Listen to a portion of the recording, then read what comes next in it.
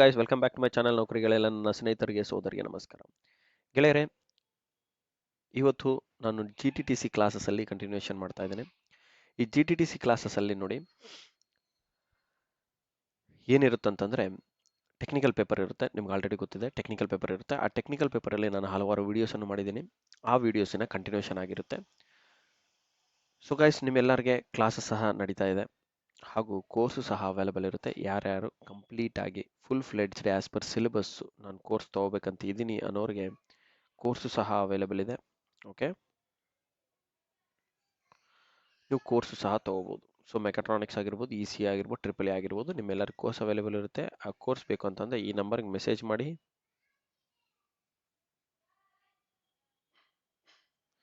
ಈ ನಂಬರ್ಗೆ ಮೆಸೇಜ್ ಮಾಡ್ಬೋದು ಅಥವಾ ಕರೆ ಮಾಡ್ಬೋದು. ಓಕೆ, 8073568849ಗೆ. Okay, so let us proceed guys with our important and interesting questions. Okay, without wasting the time. ನೋಡಿ ಗೆಳೆಯರೆ, the first important question is about related to the computer. Okay, ಒಂದು ಆಪರೇಟಿಂಗ್ ಸಿಸ್ಟಮ್ ಬಗ್ಗೆ ಕೇಳಿರೋಂಥ ಒಂದು question ಇದೆ. BIOS, which is an operating system of a PC ಅಂದೇನು personal computer, stand for ಏನು? BIOSನ ಫುಲ್ ಫಾರ್ಮ್ ಅನ್ನು ಕೇಳ್ತಾ ಇದ್ದಾರೆ. ನೋಡಿ, BIOS ಅನ್ನೋದು ಒಂದು ಆಪರೇಟಿಂಗ್ ಸಿಸ್ಟಮ್. ಇದು ಸಹ ನಿಮ್ಗೆ ಕೇಳ್ಬೋದು ಇದೇ ಕ್ವಶನ್ ಏರಿಯಲ್ಲಿ. BIOS ಅನ್ನೋದು ಏನು ಆಪರೇಟಿಂಗ್ ಸಿಸ್ಟಮಾ, ಇಲ್ಲ ಸಿಸ್ಟಮ್ ಅಪ್ಲಿಕೇಶನಾ, ಇಲ್ಲ ಅಪ್ಲಿಕೇಶನ್ ಸಾಫ್ಟ್ವೇರಾ ಏನಂತ ಕೇಳ್ಬೋದು. ನೀವು ಅದನ್ನು ಅಪ್ಲಿಕೇಶನ್ ಸಾಫ್ಟ್ವೇರ್ ಅಲ್ಲ, ಇದೊಂದು ಆಪರೇಟಿಂಗ್ ಸಿಸ್ಟಮಿನ ಸಾಫ್ಟ್ವೇರ್ ಆಗಿರುತ್ತೆ. ಸಿಸ್ಟಮ್ ಸಾಫ್ಟ್ವೇರ್ ಅಂತ ಕರಿಬೋದು. ಓಕೆ, ಸೊ BIOS ಅನ್ನೋದು ನಿಮಗೆ ಒಂದು ಆಪರೇಟಿಂಗ್ ಸಿಸ್ಟಮ್ ಆಗಿರುತ್ತೆ. ಸೊ ಇದು ಏನು ಸ್ಟ್ಯಾಂಡ್ ಆಗುತ್ತೆ? ಬೈನರಿ ಇನ್ಪುಟ್ ಆ್ಯಂಡ್ ಔಟ್ಪುಟ್ ಸಿಸ್ಟಮಾ, ಬೇಸಿಕ್ ಇನ್ಪುಟ್ ಆ್ಯಂಡ್ ಔಟ್ಪುಟ್ ಸಿಸ್ಟಮಾ, basic input and output synchronization, ಅಥವಾ binary input and output synchronization? ನೋಡಿ ಗೈಸ್, BIOS ಅಂತಂದರೆ it is a full form of basic input and output system ಅಂತ ಅಷ್ಟೇ, simple. Okay, full ಫಾರ್ಮ್ಸಲ್ಲಿ ಜಾಸ್ತಿ ನಾವು discuss ಮಾಡೋಂಥದ್ದು ಏನೂ ಇಲ್ಲ. It's just as simple as it is. ಇದು ಒಂದು ಸಿಂಪಲ್ ಫುಲ್ ಅಬ್ರಿವೇಷನ್ ಅಷ್ಟೇ. ಓಕೆ, ಒಂದು ಅಬ್ರಿವೇಷನಿನ full form basic input and output system ಅಂತೇಳಿ. ಓಕೆ, ಇನ್ನು ಬೇರೆ ಎಲ್ಲನೂ ನಿಮ್ಗೆ ಕನ್ಫ್ಯೂಸ್ ಮಾಡೋಕೆ ಕೊಟ್ಟಿರ್ತಾರೆ. Binary input and output system ಅಂತ ಎಲ್ಲೂ ಇಲ್ಲ, ಕನ್ಫ್ಯೂಸ್ ಆಗಬೇಡಿ. ಆ್ಯಂಡ್ ಸಿಂಕ್ರೊನೈಸೇಷನಲ್ಲಿ ನಮಗೆ ಬರೋದು ಎರಡು type of synchronisation. Asynchronisation ಒಂದು ಬರುತ್ತೆ ಆ್ಯಂಡ್ ಸಿಂಕ್ರೊನೈಸೇಷನ್ ಅಂತ ಒಂದು ಬರುತ್ತೆ. ಓಕೆ, ಸೊ ನೀವು ಪ್ಯಾರಲಲ್ ಅಥವಾ ಸೀರೀಸ್ ಸಿಂಕ್ರೊನೈಸೇಷನ್ಸು ಬರುತ್ತೆ. Okay, parallel or series synchronisation ಎರಡು ಥರ.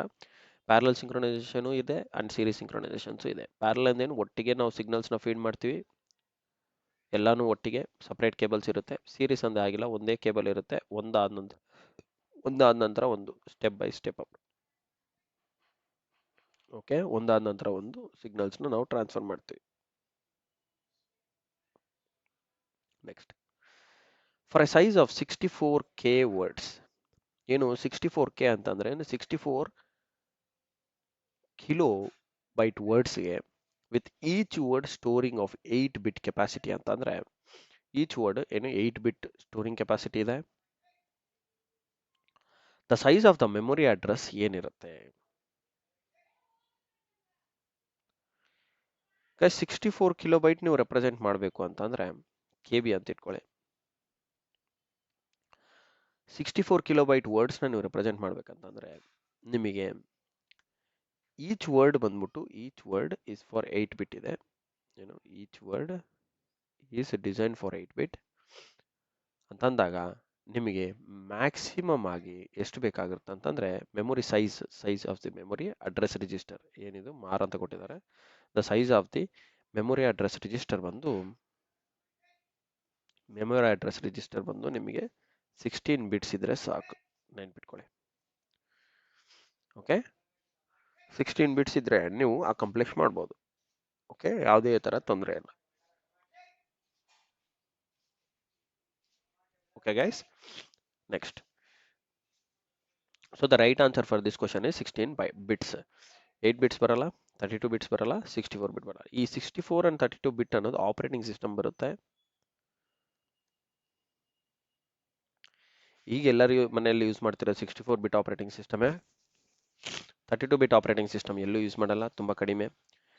ಬಟ್ 16 ಬಿಟ್ಸ್ ಅನ್ನೋದು ನೀವು ವರ್ಡ್ಸ್ ರೆಪ್ರೆಸೆಂಟ್ ಮಾಡಬೇಕಾದಾಗ ಮೆಮೊರಿ ರಿಜಿಸ್ಟರ್ ಬಂದ್ಬಿಟ್ಟು ಈ ಥರ ಇರುತ್ತೆ ನೋಡಿ. Okay, memory address register 16 bits ಇರಬೇಕು. ಓಕೆ, ನೆಕ್ಸ್ಟ್ 8 ಬಿಟ್ಸ್ ಅಂದರೆ ಏನು? 8 ಬಿಟ್ಸ್ ಅಂತಂದರೆ ನಿಮ್ಗೆ ಈಚ್ ವರ್ಡ್ ಬಂದ್ಬಿಟ್ಟು 8 ಬಿಟ್ ಸ್ಟೋರಿಂಗ್ ಕೆಪಾಸಿಟಿ ಅಂತ ಹೇಳ್ತಿದ್ದಾರೆ. ಓಕೆ, ಹಾಗಿದ್ದಾಗ ಟೋಟಲ್ ಮೆಮೊರಿ ಬಂದ್ಬಿಟ್ಟು ನಿಮಗೆ 16 ಬಿಟ್ಸ್ ಇದ್ರೆ ಸಾಕು. Okay, next ASCII is a dash bit code ಅಂತ ಕೇಳ್ತಿದ್ದಾರೆ. ಆಸ್ಕಿ ಅಂದೇನು? American standard code for information interchange.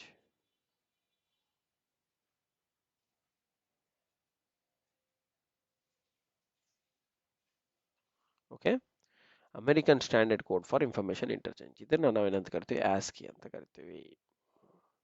Okay, ಇದು ಎಷ್ಟು ಬಿಟ್ ಆಪರೇಟಿಂಗ್ ಸಿಸ್ಟಮ್ ಅಂತಂದ್ರೆ ಗೆಳೆಯರೆ, ಇದು ಒಂದು 7 ಬಿಟ್ ಆಪರೇಟಿಂಗ್ ಸಿಸ್ಟಮ್ ಅಂತ ನಾವು ಕರಿತೀವಿ. 7 ಬಿಟ್ ಕೋಡ್ ಅಂತ ಕರಿಬಹುದು. ಬಟ್ ಇಲ್ಲಿ ನಮ್ಮ ಆಪ್ಷನ್ಸ್ ಅಲ್ಲಿ ನೋಡಿದ್ರೆ ಎಲ್ಲೂ ಸಹ 7 ಬಿಟ್ ಅಂತ ಕೊಟ್ಟೇ ಇಲ್ಲ ಅವರು.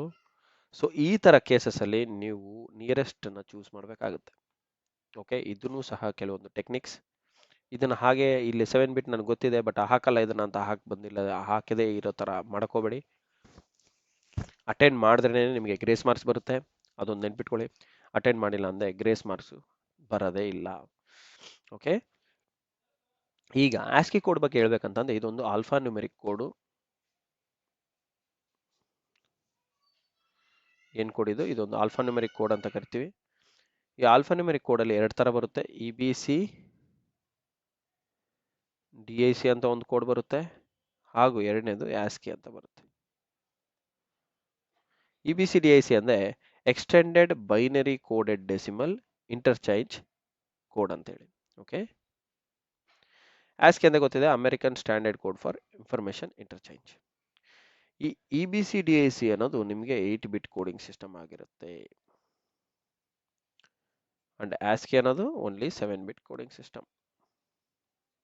ಇದರಲ್ಲಿ ಇನ್ನೊಂದು ಇಂಪಾರ್ಟೆಂಟ್ ಏನಂದ್ರೆ it includes 24 characters. Alpha numeric code ಅಂತಂದ್ರೆ ಯಾವುದೇ ಆಗಲಿ alpha numeric code 26 characters for the different letters of the ಆಲ್ಫಾಬೆಟ್ಗೆ ಕೊಡುತ್ತೆ, ಹಾಗೂ 10 ಮೋರ್ ಫಾರ್ ಸಿಂಬಲ್ಸ್. ಲೈಕ್ ಈ ತರ ಸಿಂಬಲ್ಸ್ಗೆ ಎಕ್ಸ್ಕ್ಲಮೇಟರ್ ಇರ್ಬೋದು, ಅಟ್ ದಿ ರೇಟ್ ಇರ್ಬೋದು, ಆಶ್ ಇರ್ಬೋದು, ಡಾಲರ್ ಸಿಂಬಲ್ ಇರ್ಬೋದು, ಪರ್ಸೆಂಟೇಜ್ ಇರ್ಬೋದು, ಮತ್ತೆ ಪವರ್ ರೆಪ್ರೆಸೆಂಟೇಷನ್ ಮಾಡೋ ಕ್ಯಾಪ್ ಇರ್ಬೋದು, ಇದು ಕ್ಯಾಪ್ ಅಂತಾರೆ, ಹಾಗೂ ಇದು ಆಂಪರ್ಸೆಂಡ್ ಅಂತ ಕರೀತಾರೆ.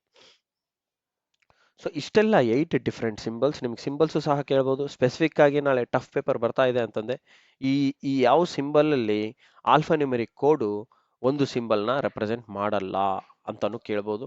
ಸೊ ಅದನ್ನೇ ನೆನ್ಪಿಟ್ಕೊಳ್ಳಿ, ಈ 8 ಸಿಂಬಲ್ಸ್. ಓಕೆ, ಹಾಗೂ 26 ಕ್ಯಾರೆಕ್ಟರ್ಸ್ನ ಕೇಳಕ್ ಹೋಗಲ್ಲ, ಯಾಕಂದ್ರೆ ತುಂಬಾ ಇದಾವೆ. ಅಂಡ್ 8 ಕೋಡ್ಸ್ ಅಲ್ಲಿ 8 ಸ್ಪೆಷಲ್ ಸಿಂಬಲ್ಸ್ ಅಲ್ಲಿ ನಿಮಗೆ ಯಾವ್ದಾರ ಒಂದು ಸಿಂಬಲ್ ತೆಗೆದುಬಿಟ್ಟು ಡಿಫ್ರೆಂಟ್ ಸಿಂಬಲ್ ಹಾಕಿ ಈ ಸಿಂಬಲ್ ಇದರಲ್ಲಿ ಇನ್ಕ್ಲೂಡ್ ಇದೆನಾ ಇಲ್ವಾ ಅಂತ ಕೇಳ್ಬೋದು. ಓಕೆ, ಸೊ ಈಗ ನಮ್ಮ ಪರ್ಟಿಕ್ಯುಲರ್ ಕ್ವಶನ್ ಕಡೆ ಬಂದ್ರೆ, ಆಸ್ಕಿ ಕೋಡ್ ಅನ್ನೋದಕ್ಕೆ ಎಷ್ಟು ಬಿಟ್ ಕೋಡಿಂಗ್ ಸಿಸ್ಟಮ್ ಅಂತಂದ್ರೆ it is a 7 bit coding system. But answer ಅಲ್ಲಿ 7 ಇಲ್ಲ, ಹಾಗಾಗಿ 8ನೇ ಚೂಸ್ ಮಾಡಬೇಕು. ಓಕೆ, 12 ಬಿಟ್ 16 ಬಿಟ್ 32 ಬಿಟ್ ಕೋಡಿಂಗ್ಸ್ ಇಲ್ಲ. 32 ಬಿಟ್ ಆಪರೇಟಿಂಗ್ ಸಿಸ್ಟಮ್ ಬರುತ್ತೆ, ಹಾಗೂ 64 ಬಿಟ್ ಆಪರೇಟಿಂಗ್ ಸಿಸ್ಟಮ್ ಬರುತ್ತೆ. ಇವೆರಡು ಆಪರೇಟಿಂಗ್ ಸಿಸ್ಟಮ್ ಕೋಡ್ಸ್ ಆಗಿರುತ್ತೆ. Okay, next in Boolean algebra A plus A dash is equivalent to ಏನು? ನೋಡಿ, ಗಿವನ್ ಏನ್ ಕೊಟ್ಟಿದ್ದಾರೆ ಬೂಲಿಯನ್ ಆಲ್ಜಿಬ್ರಾನಲ್ಲಿ ನಿಮ್ಗೆ ಗೊತ್ತಾಗಬೇಕಂತಂದ್ರೆ ಗಿವನ್ ಫಸ್ಟ್ ಬರ್ಕೊಳ್ಳಿ A into A dash.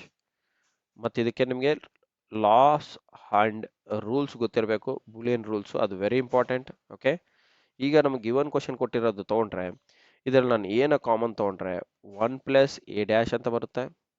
Okay, 1 plus A dash ನ ನೀವು 1 ಅಂತ ಬರೀಬಹುದು. So answer will be 1. Okay, answer is just A. Answer is just A. Okay, guys. Hope this is clear. ಹೇಗೆ ಇದು 1 ಬರುತ್ತೆ ಅನ್ನೋದು ನಾವು ಪ್ರೂವ್ ಮಾಡ್ಕೊಳ್ಳೋಣ. 1 ಪ್ಲಸ್ ಎ ಡ್ಯಾಶ್. ಈಗ ಫಾರ್ ಎಕ್ಸಾಂಪಲ್ ನಾನು ಎ ನ ಇಫ್ ಎ ಈಸ್ 0 ಅಂತ ತಗೊಳ್ಳಿ. ಅವಾಗ ಇಲ್ಲಿ ಏನ್ ಬರುತ್ತೆ 1 ಪ್ಲಸ್ ಎ 0 ಅಂತಂದ್ರೆ ಎ ಡ್ಯಾಶ್ ಬಂದ್ಬಿಟ್ಟು 1. 1 ಪ್ಲಸ್ 1 ಅಂದ್ರೆ ಏನು value 1.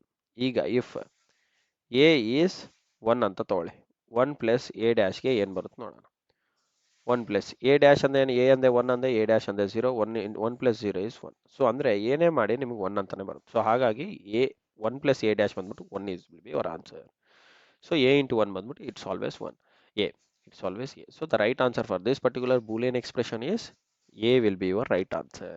Okay, whereas 0, 1 and a dash ಬರೋದಿಲ್ಲ. Okay, next.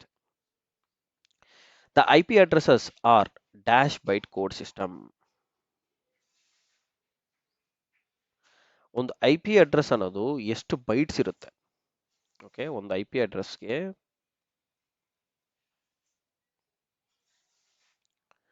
ಎಷ್ಟು ಬೈಟ್ಸ್ ಇರುತ್ತೆ? ಕೆಳಗಡೆ ನೆನ್ಪಿಟ್ಕೊಳ್ಳಿ, 4 ಬೈಟ್ಸ್ ಇರುತ್ತೆ. ಓಕೆ, ಇದೊಂದು ಸ್ಟ್ರೈಟ್ ಫಾರ್ವರ್ಡ್ ಕ್ವಶನ್. ಇದರಲ್ಲಿ 4 ಬೈಟ್ಸ್ ಆಫ್ ಇನ್ಫಾರ್ಮೇಶನ್ ಇರುತ್ತೆ. ಓಕೆ, ಅಷ್ಟು ಲಾಂಗ್ ಇರುತ್ತೆ, 4 ಬೈಟ್ ಲಾಂಗ್ ಇರುತ್ತೆ. ಸೊ ಯಾವಾಗಾದ್ರೂ ನೋಡಿದೆ ನಿಮ್ಗೆ ಐ ಪಿ ಅಡ್ರೆಸ್ ಹೇಗಿರುತ್ತೆ? 10.10.0.10. ಓಕೆ, ಇಲ್ಲ 3 ಡಿಜಿಟ್ 101.162.68.210.10. ಓಕೆ, ಈ ತರ ಒಂದು ಕೋಡಿಂಗ್ ಸಿಸ್ಟಮ್ ಏನು ಲಾಂಗ್ ಇರುತ್ತಲ್ಲ, ಇದು ಮ್ಯಾಕ್ಸಿಮಮ್ ಎಲ್ಲಿ ತನಕ ಹೋಗೋದು ಅಂದ್ರೆ 4 ಬೈಟ್ಸ್ ತನಕ ಹೋಗ್ಬೋದು. Okay okay, 4 bites will be your right answer. So guys, ಇಷ್ಟು ಹೇಳ್ತಾ ನಾನು ನನ್ನ ಇನ್ಫಾರ್ಮೇಷನ್ ಅನ್ನು ಮುಗಿಸ್ತಾ ಇದ್ದೀನಿ. ಯಾರ್ಯಾರು ಹೊಸದಾಗಿ ನನ್ನ ಚಾನಲ್ನ ನೋಡ್ತಾ ಇದ್ದೀರಾ, ಸಬ್ಸ್ಕ್ರೈಬ್ ಮಾಡಿ, ಹಾಗೆ ನಿಮ್ಮೆಲ್ಲ ಗೆಳೆಯರಿಗೆ ಶೇರ್ ಮಾಡಿ. ಓಕೆ, ಶೇರ್ ಮಾಡಿ, ಲೈಕ್ ಮಾಡಿ, ಹಾಗೂ ಕಮೆಂಟ್ ಮಾಡಿ ಇನ್ನೂ ಏನಾದರೂ ಹೆಚ್ಚಿನ ಮಾಹಿತಿ ಬೇಕಿದ್ರೆ. ಓಕೆ, ಏನಾದರೂ ಡೌಟ್ಸ್ ಇದ್ರೂ ಸಹ ಕಮೆಂಟ್ ಮಾಡಿ ಗೈಸ್. ಆ್ಯಂಡ್ ಸಬ್ಸ್ಕ್ರೈಬ್ ಮಾಡ್ಕೊಳ್ಳೋದು ಮಾತ್ರ ಮರಿಬೇಡಿ, ಸೊ ದಟ್ ನಿಮಗೆ ಪ್ರತಿಯೊಂದು ಅಪ್ಡೇಟು ಸಬ್ಸ್ಕ್ರೈಬ್ ಮಾಡ್ಕೊಳ್ಳೋದ್ರಿಂದನೇ ಗೊತ್ತಾಗುತ್ತೆ. ಹಾಗೂ ಬೆಲ್ ಐಕಾನ್ ಮೇಲೆ ಬಟನ್ ಅನ್ನು ಕ್ಲಿಕ್ ಮಾಡ್ಕೊಳ್ಳಿ, ಆಗ ಮಾತ್ರ ನಿಮಗೆ ನಾನು ಹಾಕೋ ಪ್ರತಿ ವಿಡಿಯೋನು ಮಿಸ್ ಆಗಲ್ಲ. ಓಕೆ, ಬೆಲ್ ಐಕಾನ್ ಸಬ್ಸ್ಕ್ರೈಬ್ ಮಾಡ್ಕೊಂಡಿದ ನಂತರ ಬೆಲ್ ಐಕಾನ್ ಮೇಲೆ ಕ್ಲಿಕ್ ಮಾಡಿ, ಆಲ್ ಅಂತಿರುತ್ತೆ, ಅದು ಕ್ಲಿಕ್ ಮಾಡ್ಕೊಳ್ಳಿ. ಆಗ ನಿಮಗೆ ಎಲ್ಲಾನು ನಾನು ಹಾಕೋ ಪ್ರತಿ ವಿಡಿಯೋನು ಗೊತ್ತಾಗುತ್ತೆ ಗೆಳೆಯರೆ. Okay, and I wish you all the best guys. Thanks for watching my video and see you in the next session.